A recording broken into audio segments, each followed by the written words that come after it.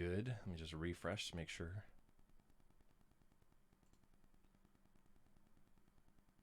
There we are. Good morning, everyone. Good morning. How you doing out there? Pretty good. Loving the cold weather, but as I was just saying before we hopped on, definitely heart, is all thinking about everyone that's affected by the tornadoes, and just can't imagine it. It really is just really sad to see, but it's also beautiful to see how people are trying to find every way possible in a sense of community and coping, with everything going on. So, Yeah, the one of our I guess most consistent listeners is was affected. So we mm-hmm. were in a board meeting on Friday night, and the alarms and warnings and watches and everything just kept going off on her phone, and she did part of the board meeting from under her desk. Oh my gosh, that's so scary. Because yeah, it was scary, and it was like we all just stopped. Like, what do you need? Like, what can we do? Right. Or I don't. I mean, what can you do? We're all in different parts of the country, but it's just scary. And Mm. then and she was at her office, so then she also had to get home Oh wow. from there, or wanted to anyway. So I guess if had need be, she could have stayed at the office, but Right. you want to be home. So and luckily she's okay and things have been okay, but obviously for a lot of people that's not the case. Mm-hmm. Yeah, Yeah, absolutely. How has your week been otherwise? this has not been a great week. No. Oh.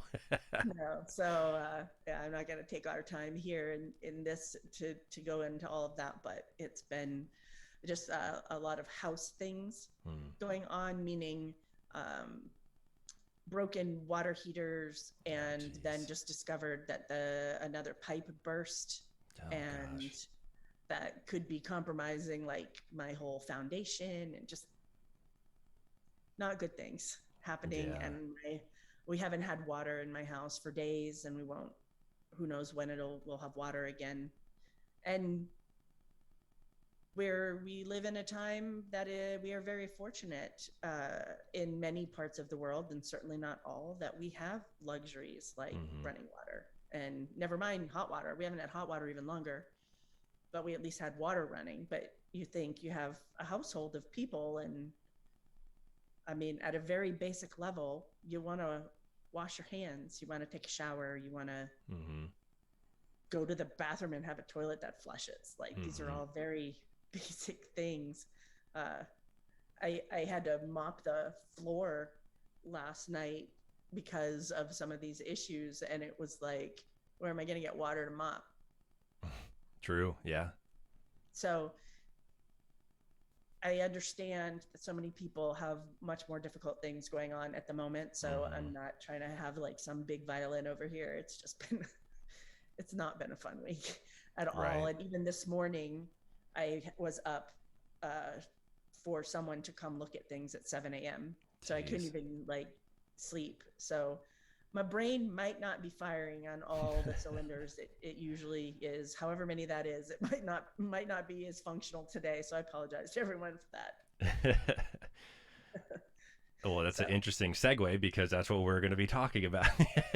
right. Is stimulating the brain through the use of VR, and I think that we could talk about this every single week. It's just so exciting just to see No. where a lot of these just technologies are headed towards. It's exciting. It's also I think a little anxiety provoking. It's definitely a little scary. Like there's all different range of emotions that we feel with all of this, and I'm just happy that we can have conversations about it and explore it, help share our thoughts, and maybe other people have different opinions, and that's perfect. Just because it'll help us try and get a big complete picture as to where things are headed. But it's still exciting to see rather how virtual reality, and of course this came out in June, this article that you and I were speaking about.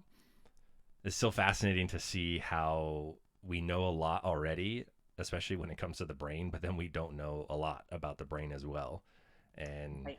how virtual reality in this particular, journal study, finding brand new, things that we never knew would pop up in a virtual reality environment when it comes to the brain, and then the implications it can have on neuroplasticity is, I think, is super exciting. It really is. Okay, so let's talk a little bit about what we're talking about. So for people who are listening, so first, I just had a pretty interesting moment when you started talking about this, and I was like, oh yeah, I've read that. Like I just wrote about that somewhere.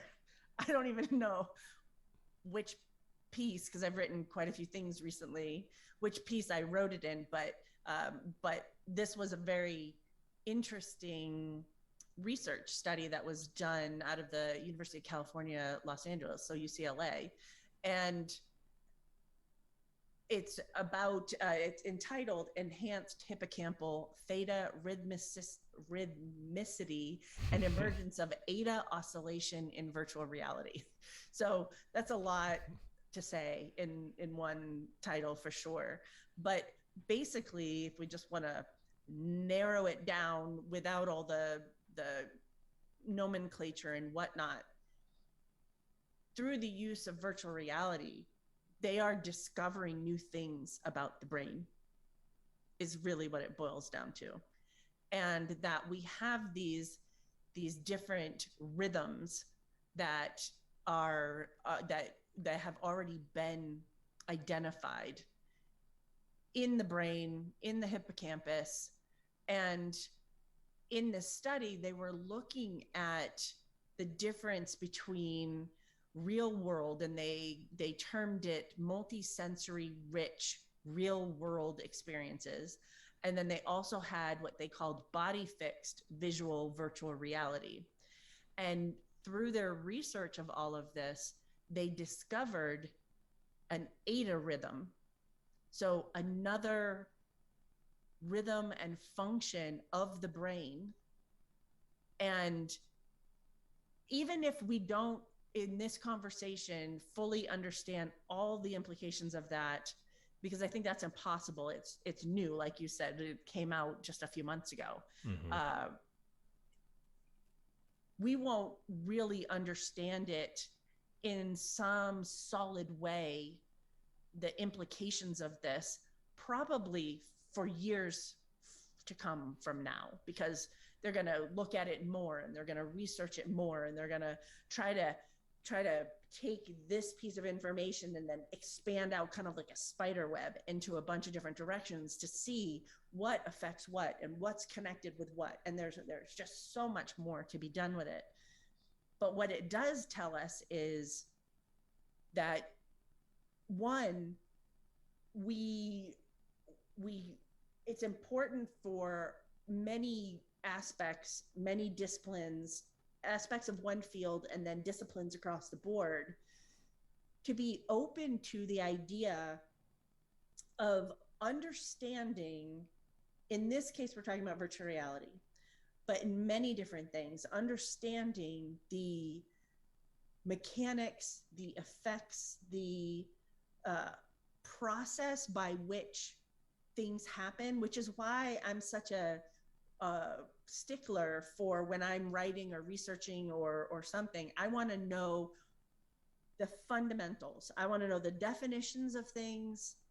I want that to be communicated so that we're on the same page. Even if we might have a different spin on it, we're all on the same page, that this is the common language we're using within this conversation or writing or whatever it is. And if we start from those fundamentals and you understand the components, then you can switch them around. You can extract out and say, I want to look at this. And if I look at this, I already know it's connected here and here. Where else might it be connected or not? Or what might it affect, or things like that. But if we don't understand, like, it's the building blocks, right? It's when you learn biology, you start out by the building blocks of life. You don't start out by learning the complexities of some function of the body in it of itself. You learn the basic building blocks of cells. And the reason for that is then you have a knowledge of the different pieces so that you can look at them in more in-depth ways or overarching or whatever it is, but you understand the mechanics so that you understand how things might be moved around. I'm not sure if I'm making a lot of sense, but if you understand those, then you can go from there and expand out. And so if we are open to the concept that different tools, whether they be digital or otherwise, might glean, assess, intervene, provide all kinds of things, more information, and we understand those basic building blocks, then it's exponential, right? It just goes off in a million different directions. And in this case, what they were doing is, with a solid foundation of the existing knowledge of rhythmicity in the brain and the functions of that, particularly in the hippocampus, then because of that knowledge and knowledge of and understanding the virtual reality concept, component, the different components of it, what the stimulus does to the brain when you have different environments and whatnot, then, and understanding that, and then bringing the two together to say, if we know that these kinds of stimuli affect the brain in these ways, I wonder how it might affect the rhythmicity within the hippocampus. And then they did a research study on it. And certainly I haven't talked to them personally, so maybe they came about it in a different way, but that's one hypothesis, that's one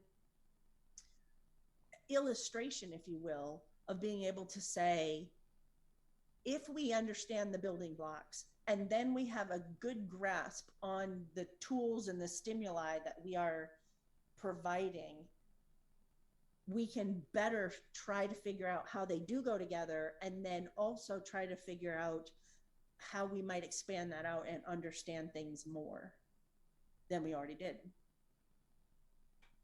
I think that's a great way of explaining it. It definitely helps, understand. And I think like their, general implications of it, I'm just going to pull up, the small part of it, but, I like that they said, virtual reality boosts brain rhythms crucial for neuroplasticity, learning, and memory. Stronger, improved brain rhythms appear in VR in a brain region responsible for many learning and memory diseases, from Alzheimer's to ADHD and depression. Right. What really stuck out to me was the part where it says the researchers, as you mentioned, they dubbed this never before seen rhythm. It turns out this rhythm was not limited to the virtual reality environment. With extremely precise electrode placement, the researchers were then able to detect a new rhythm in rats walking around a real environment. Being in VR, however, strengthened the ADA rhythm, something no other study in the past 60 years has been able to do so strongly, either using pharmacological tools or otherwise.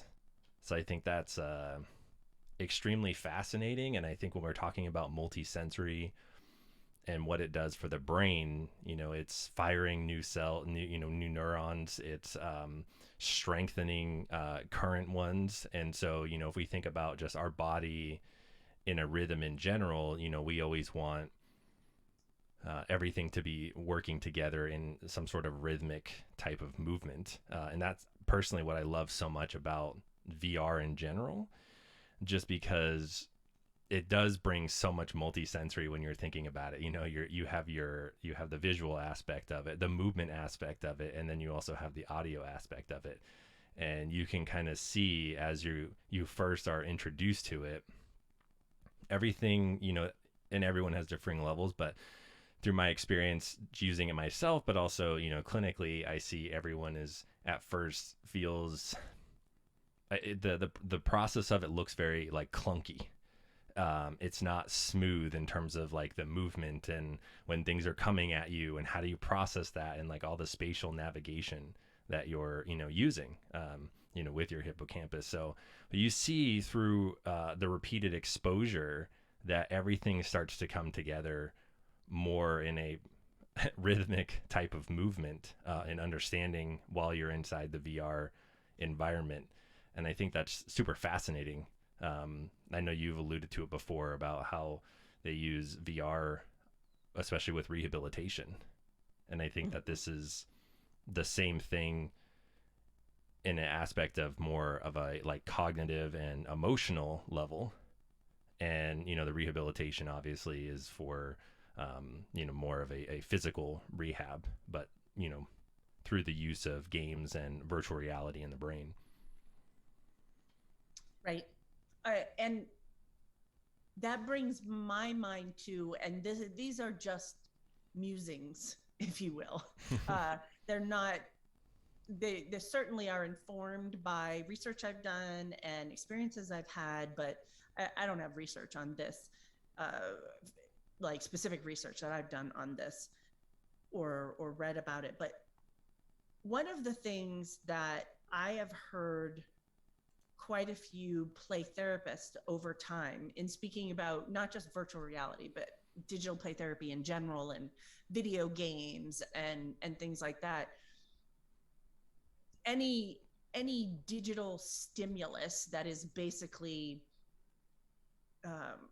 provided through a screen and has different multiple components, and we know that games can vary, programs can vary drastically, right? You can have anything from old classic Pong where the little dot is just going boop boop boop boop, right? It's very visually simplistic and mechanically simplistic of what the actual gameplay is and whatnot.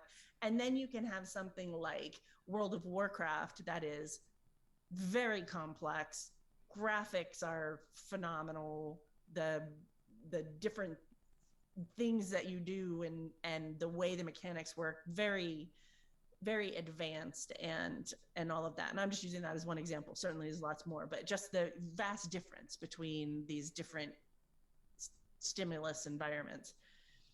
So one of the things that I've heard quite a few play therapists in particular say, and some parents and groups out there, advocate groups and whatnot, is that they don't think the complexity and all these things, as you said earlier, quote, coming at you, that they don't think that that's good, that it's too much. It's too much stimulation, it's overstimulation, it's too much to attend to. It is kind of bringing our brains to a level of stimulation and stimulation expectation that is not good for us, and we need bigger and more and bigger and more and bigger and more, and it just keeps building on each other. I would like to be a bit of a devil's advocate in this. And again, I started out by saying I don't know this for sure. These are my musings. But when I put a lot of things together that I've read, experienced, etc., and just looking at humankind as a whole, and I go back to all the time that study that you have talked about before of dropping the iPad in the tribe and the kids figuring it out and unlocking the camera and all of that. What does that say? For me, that says that human beings have some innate something, learning process, interest. The fact that all these digital things these days has taken hold in the way that it has, some people might say go the like it's quote like heroin addiction, adrenaline and all kinds of ridiculousness in my opinion. But anyway, that's one thought, is that it's because our pleasure receptors are just firing off like crazy, whatever that even means, and that's the addiction model, right? That would go in the direction of people being concerned that people would be addicted, and that in and of itself, all of this is reinforcing and addicting. Okay. So having said that, the devil's advocate piece is the other side might be that maybe our brains are a lot more complex than we give them credit for. We give them credit for being complex, but I don't know that we know enough about the brain to really be able to understand the parameters. And so both in the parameters of how that gets defined, but also within the brain, how things work. We have a lot of ideas about how things work. And a lot of people will say things in relatively definitive ways. But the reality is, we don't know. And so when we discover something, like I had anything to do with it, I'm just saying we as humans, discover something like this eta rhythm and this enhanced theta rhythm in VR, when we discover that, and that it's been decades since we have been able to figure out how to affect all of this, and therefore leads into the neuroplasticity conversation. I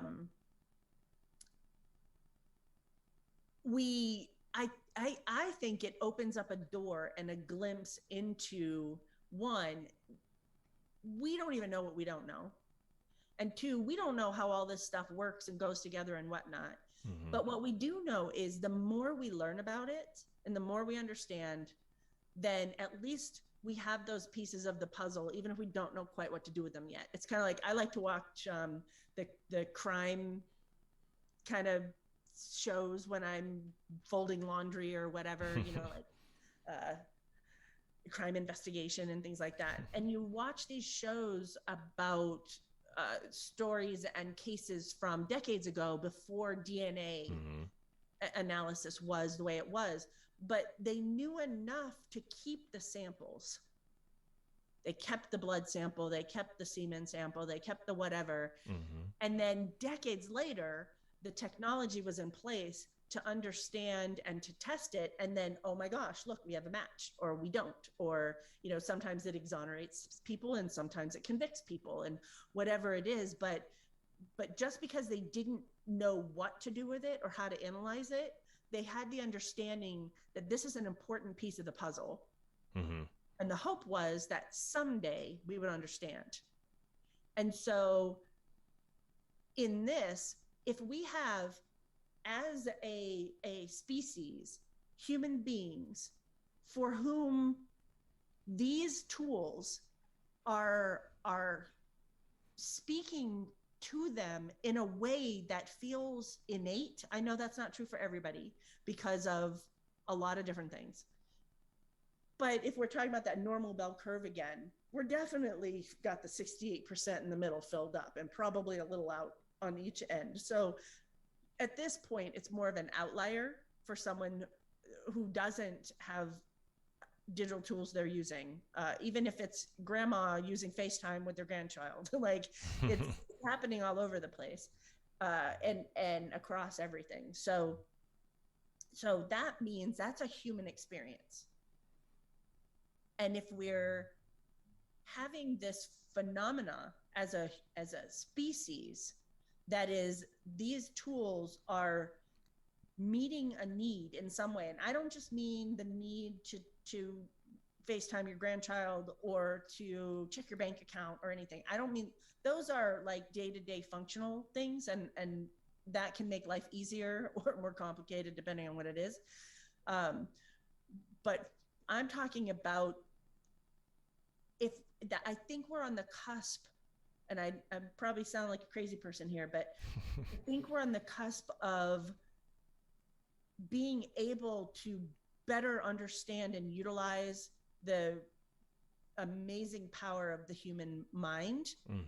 And the more we understand it, one, through studies like this, and the more we advance into ways to access it, to tap it, I think, and I'm hoping it's in my lifetime, but I think that the future will show that these kinds of tools actually provide more of what the brain needs in some ways, not all. I'm not saying it replaces anything or human connection or anything, but as you and I know, we've talked many times about there is quite a connection, and that branches off in a whole different conversation for a lot of people. But I think we're going to learn that it's not just that it's cool, and it's not just that we can learn about behavior patterns and response patterns and coping skills and all that kind of stuff, which we can.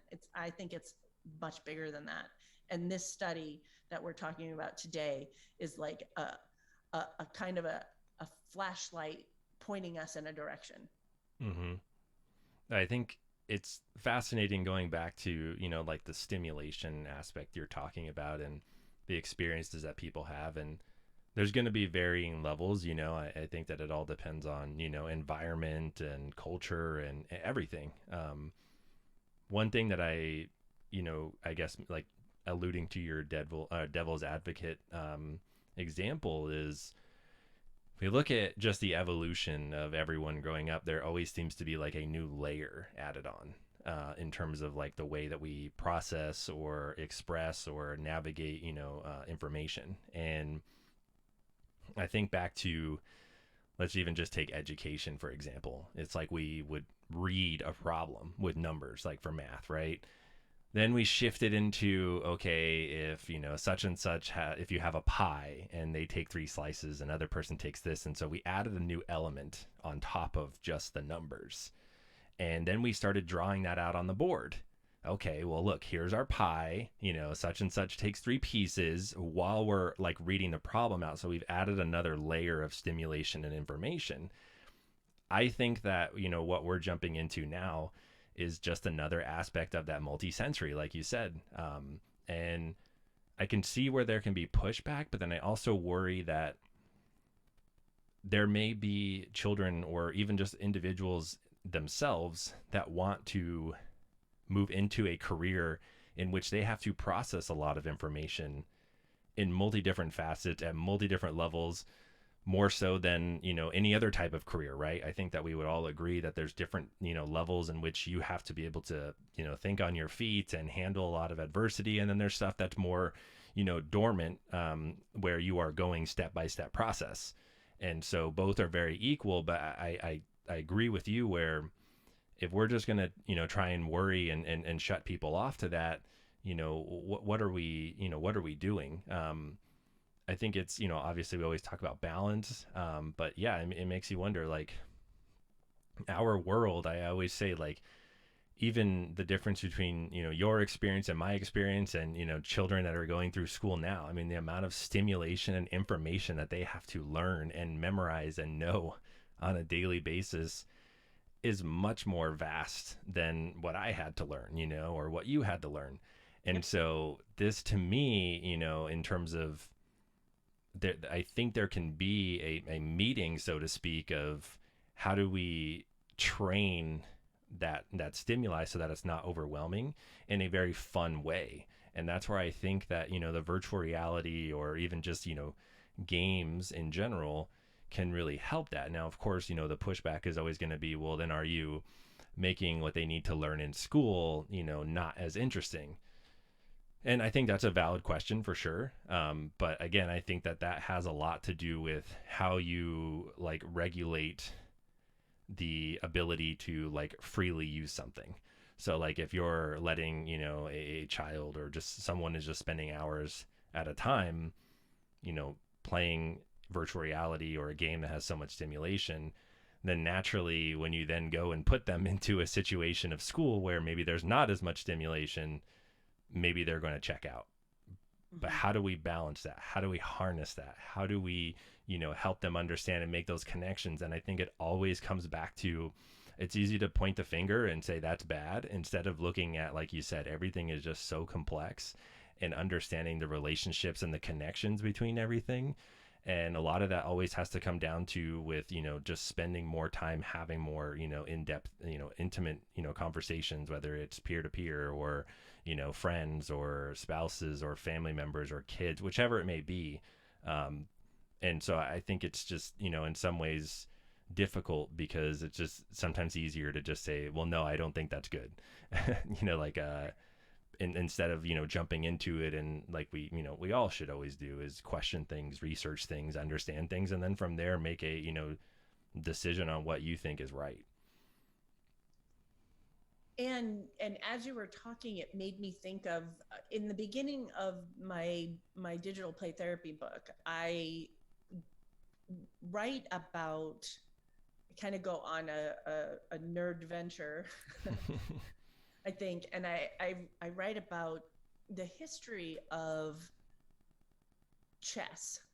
Mm-hmm. So, and I think I've mentioned it in here before, but talking about the process of, before any sort of digital chess games, that there were certainly competitions, and I don't know if anybody, what's the show that's on that was a big thing, The Queen's Gambit. Mm-hmm.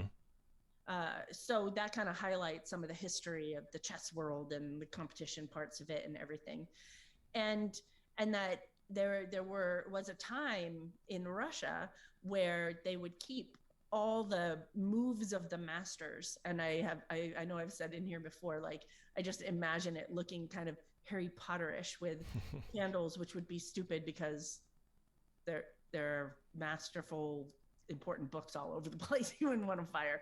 But in my head, that's what it is. And they would take these things that they describe as knitting needles, like long knitting needles, to pull down the papers of the masters that were basically step by step, move by move, and that they would pour over those. The new up and coming people would pour over those to learn Mm-hmm. the moves of the masters, and they would have to commit that to memory, and then be able to have some plasticity to bring it together in terms of, obviously, the moves of the masters, your game might not go similarly. Like, you may have your own agenda of how all the moves are going to go, but the other person might not do what you expect, and then you have to have some plasticity in there, because you have to be flexible in your moves in response to whatever they've done, right? Because it's not a vacuum. You're not operating in a vacuum.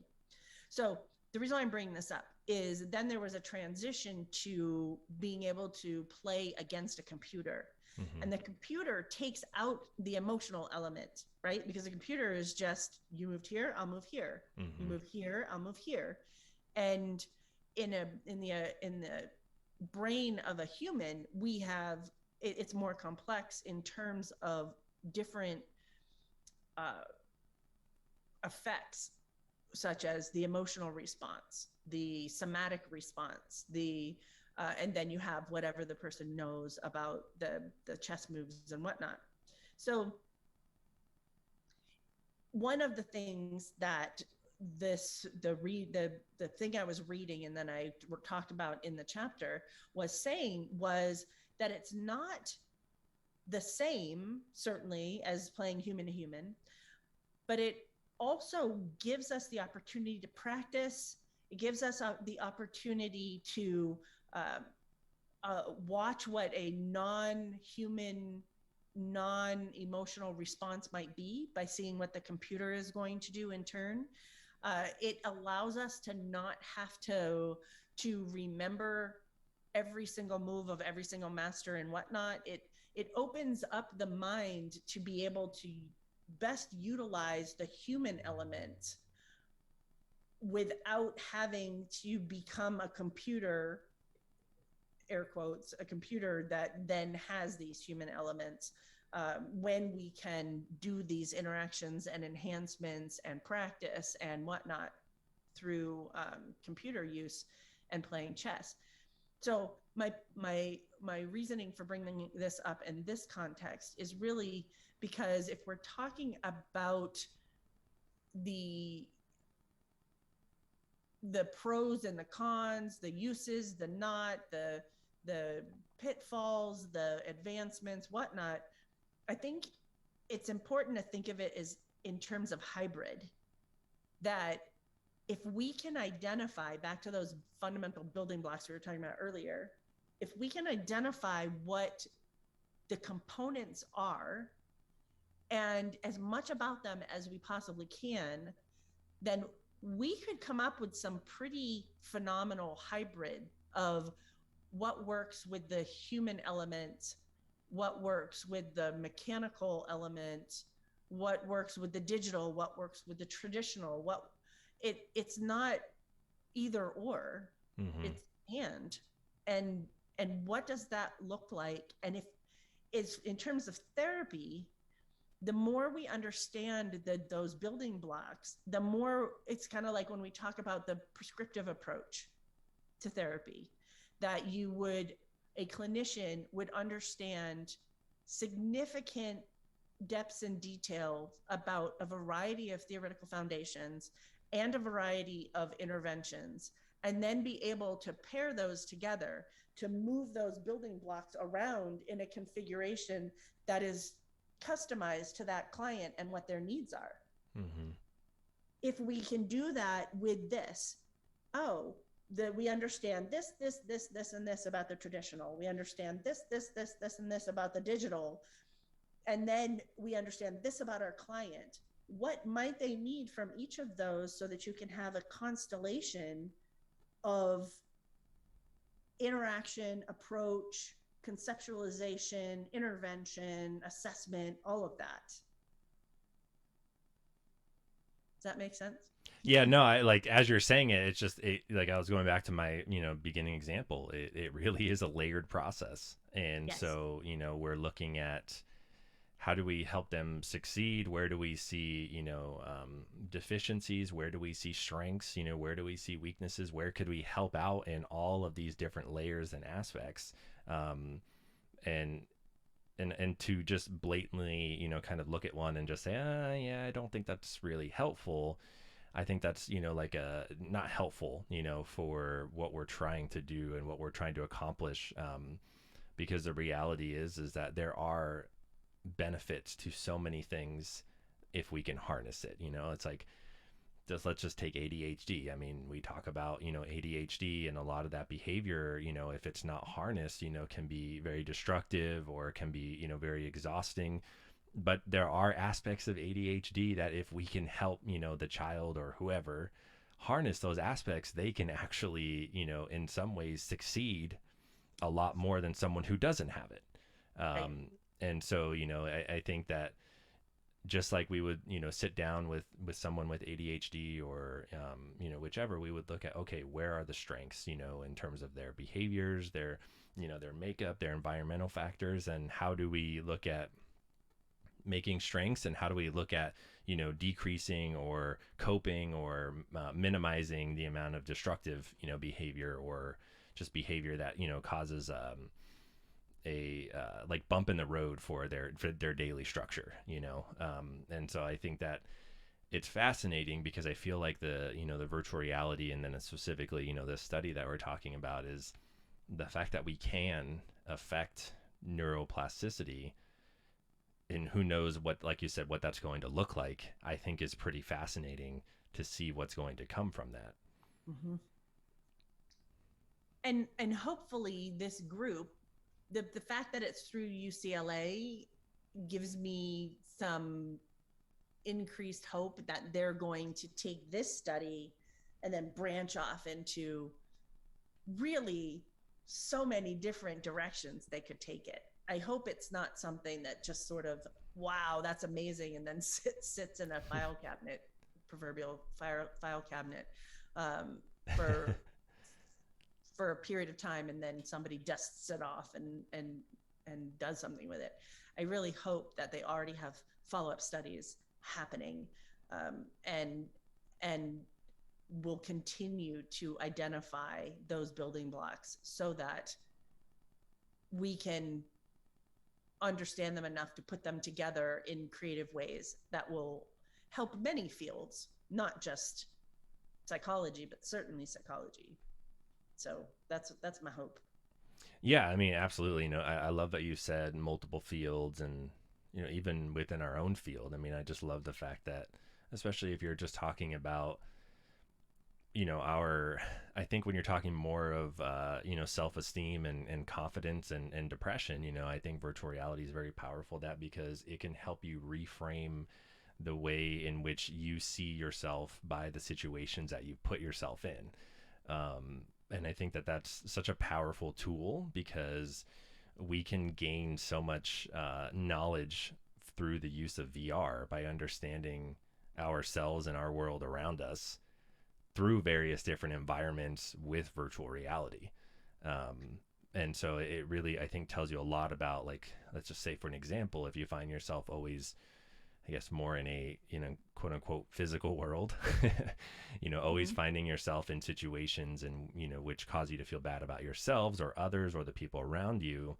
And then are jumping into a virtual world and you start to realize that there are various different environments that you can, jump into with a click of a button kind of thing that make you look at things differently. So you're like, hey, for example, what made me think about this is this person that I like to watch stream, and he's a really funny guy, doesn't take himself serious. And I was scrolling through, and he had posted a clip where he was doing a fishing on kind of like the beach or river inside Mhm. of a VR, and there was someone who was from Europe who was in there with a very strong, British accent. And, they were just sitting there joking, like fishing with a sunset kind of thing. And he tells the guy, hey, let me hear you do that Michael Caine, Batman movie again from Alfred. And the guy goes quiet, and then all of a sudden he starts shouting it. And there are like multiple people, and they're all just giggling and laughing and having a good time.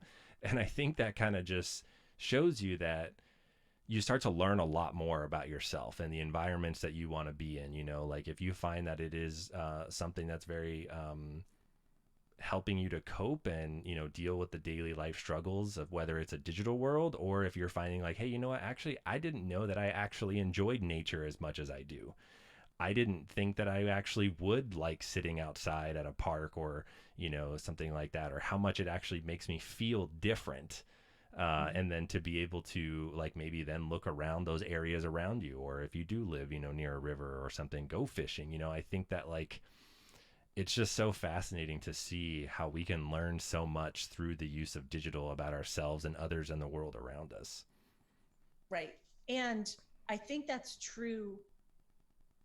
I want to say for all, but I don't know that that might be too big of a sweeping statement. So I think that's true for a lot of digital tools in general Mm-hmm. because of the ability to choose from many, many different environments, stimuli. Like it can be something that speaks to you. And there are many, many, many, many, many options. And then I think the next level of that is where the VR comes in, because now it's immersive in a way that a 2D screen is not going to be.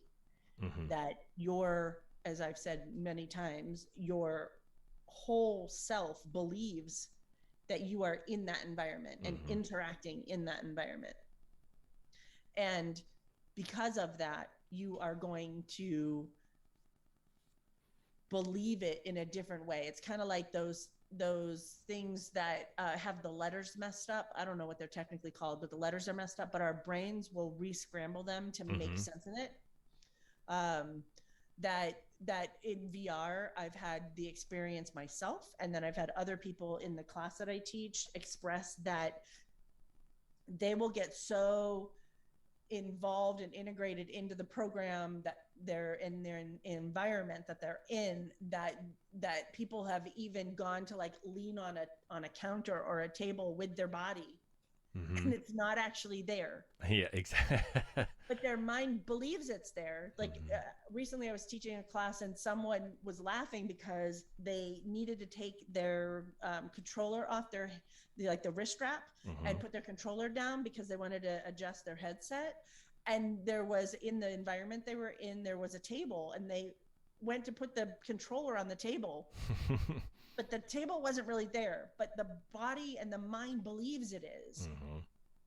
And if we perceive that, then we are going to interact with it in a way that it is true and real. And if Mm-hmm. we can interact in that way, then we can do some amazingly deep psychological work, Mm-hmm. because the body and the mind believes it is in that environment, whatever that might be, with whatever props might be there, or people who might be there, or any of that kind of stuff.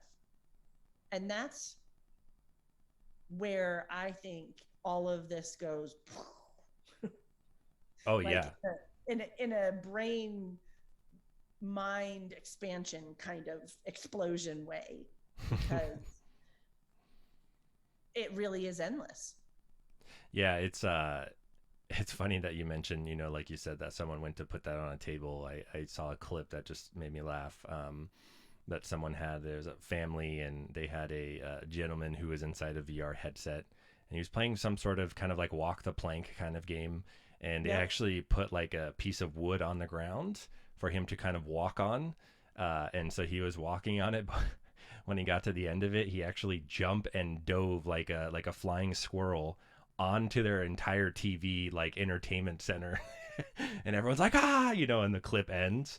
So it's Oh like, oh my gosh. no. But I think it really, truly, shows exactly what you're saying, where it's like the emotions that we experience due to the immersiveness is very real and very genuine in how we would respond in a lot of situations. If Right. you get scared because someone walks around the corner, and it's like then you're in a virtual reality and something's coming and it scares you. It's just like when you're watching the movies, it's like sitting at a movie and something is about to come out of the corner and scare you. You just know it's coming. And then all of a sudden it happens and you jump and you're like, why did I jump? I knew that was I knew coming. Yeah, it. it's just your brain reacts, right?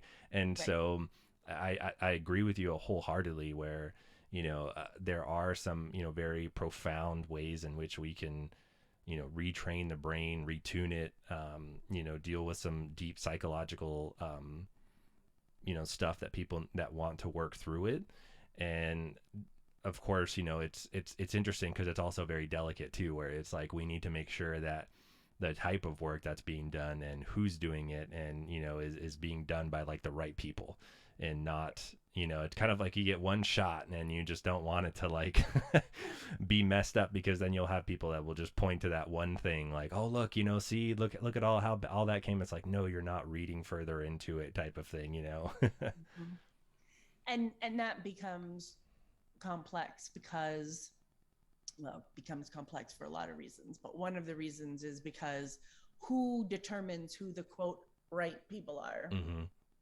and who determines who the people are who would determine who the right people are. Like I had mentioned, I think last time maybe, or the time before, the conference I went to, I was able to attend a roundtable that Hmm. included a lot of people saying we really need standards, we need ethics, we need standards.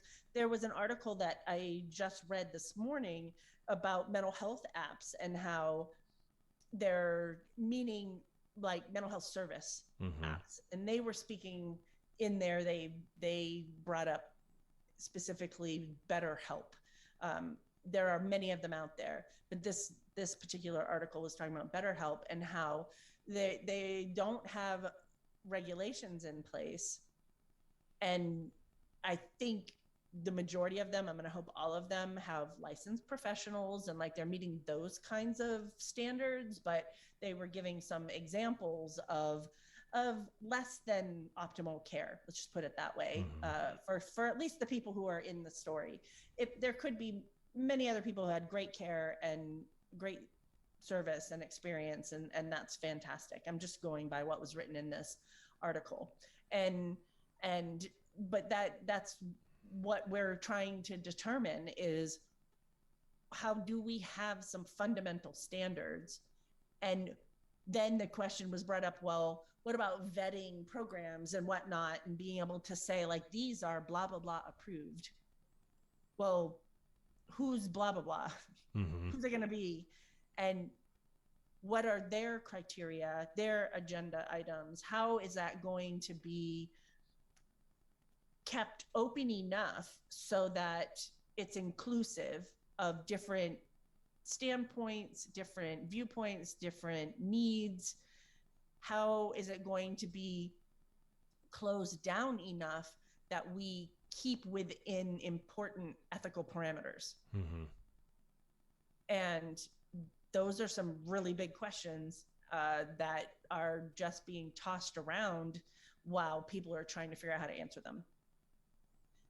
And I think that becomes complex, and a lot of times in human nature we either drop it or we just go with what we want to go with because we don't know how to answer those other pieces.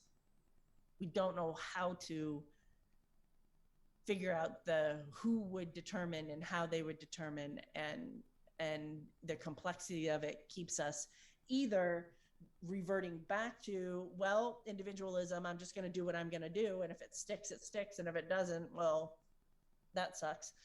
And or we're going to come up with some version of it, but it's less than Mm-hmm. the standards that we might need. So I'm looking at the time, and I know we have to get going, and I have to stop talking. But we should touch base quickly. I don't mean to switch on us too fast, and I'm sorry about that, but I just peaked at the time. That we have holidays coming up. All right. Quickly, and Christmas and New Year's are both on weekends this year. And so I'm thinking that we should probably skip both of those, Mm-hmm. just so that people, again, as we always do, can enjoy their families and any time that people are going to take off and whatnot. And certainly they can listen to the recording, and I don't know the status of the YouTube channel, but at some Mm-hmm. point they'll be there too, so they can catch that. But if we meet next Sunday, Mm-hmm. which is the 19th, and we do that one, then that means we would not meet on the 26th or the 2nd, and then we would be back on the 9th of January. Mm-hmm. Does that sound? Yeah, I think that'll be good, just so that people can, enjoy the time with their family. And, it's a special time, so want people to definitely enjoy that and not miss out. Yep, exactly. So perfect. So we will see everybody who joins live. We will see you next week. And then we'll have a little bit of a hiatus, and then we'll be back in 2022. Sounds good. Everyone have a good day, and we will see you guys next Sunday. All right. Thanks so much, Michael. You too. Bye.